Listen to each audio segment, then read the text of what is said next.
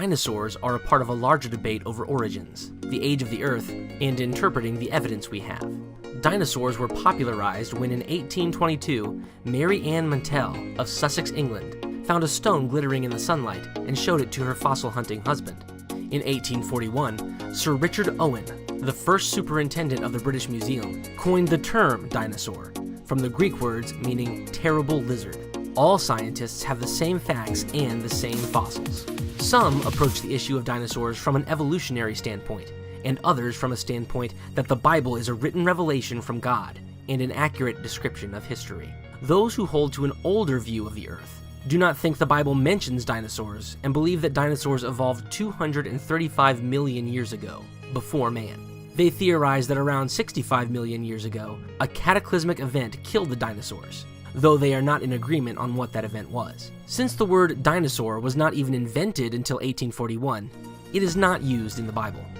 The Old Testament uses the Hebrew word tanayin, which is translated sea monster, and sometimes as serpent, but it is most commonly translated dragon. The tanayin appears to have been some sort of giant reptile. These creatures are mentioned nearly 30 times in the Old Testament, and were found both on land and in the water. The Bible teaches that God made the dinosaurs, as well as other land animals, on day 6 of creation. Adam and Eve were also created on day 6. So dinosaurs lived at the same time as humans, not separated by eons of ages, as commonly taught. From the Bible, we see that there was no death, bloodshed, or suffering before sin entered the world.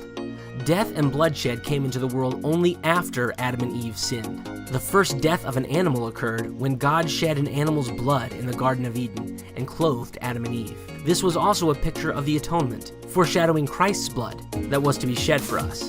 Dinosaurs could not have died out before people appeared because dinosaurs had not previously existed, and death, bloodshed, disease, and suffering are a result of Adam's sin. Dead animals before sin would contradict and undermine the gospel of Christ. Representatives of all kinds of air-breathing land animals went on board the ark with Noah as described by the Bible, including juvenile dinosaurs. The animals outside the ark perished in a cataclysmic flood, and their remains became the fossils we view today. After the flood, the animals came out of the ark, but it was a much different world than before the flood. Post-flood climactic change, lack of food, disease, and man's hunting caused many types of animals to become extinct. Approximately 800 mammals, reptiles, amphibians, birds, fishes, invertebrates, and plants became extinct between 1500 and the year 2000. Nearly a third of the world's amphibian species have become extinct since 1980. The dinosaurs, like many other creatures, simply became extinct over time, though we do have many living fossils alive even today. Scientists accept the mammoth drawings in caves, so it should seem reasonable to also accept other depictions of men with dinosaurs. There are also many extra-biblical accounts of dinosaurs and man coexisting. Nearly every ancient civilization has some sort of art depicting giant reptilian creatures. North America has petroglyphs, artifacts, and clay figurines of dinosaurs. Rock carvings in South America depict men riding diplodocus-like creatures, and also images of triceratops-like, pterodactyl-like, and tyrannosaurus-like creatures. Ancient Peruvian pottery has been found that shows men and dinosaurs, as well as a man riding a triceratops. Roman mosaics, Mayan poetry, and Babylonian city walls all picture men coexisting with dinosaurs. Marco Polo's account of his travels also brought tales of dinosaurs in captivity in China.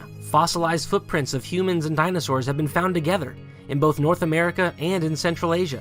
A Sumerian epic from around 2000 BC tells of Gilgamesh's encounter with a vicious dragon that he killed and decapitated. When Alexander the Great marched into India in 330 BC, they found the Indians worshipping huge, hissing reptiles they kept in caves. England and other cultures preserve the story of St. George who slew a dragon. In the 1500s, a European scientific book, Historia Animalium, listed several living animals that we would call dinosaurs. A well-known naturalist of the time, Ulysses Aldrovandus, recorded an encounter between a peasant named Baptista and a dragon whose description fits that of the small dinosaur Tanisterophus. The encounter was on May 13, 1572, near Bologna, Italy, and the peasant killed the dragon. If we can't believe the Bible about history, how can we trust its moral aspects and its message of salvation? If the evolutionist teaching of millions of years of dinosaurs with death and suffering is true, then the biblical account is false. If the Bible is wrong in this area, then how can we trust it in other areas? If everything in creation just made itself through natural processes, then there was no special creation. If God did not make us, then he would have no right to tell us how to live. Without morality, there is no sin. If there is no sin, then there is no need for a savior. Biblical teaching of origins is key for people to understand God's punishment of sin and our need for his savior, Jesus Christ, sent to save humans from sin. The Bible's depiction of dinosaurs is accurate, and God's revelation of ancient history can be trusted.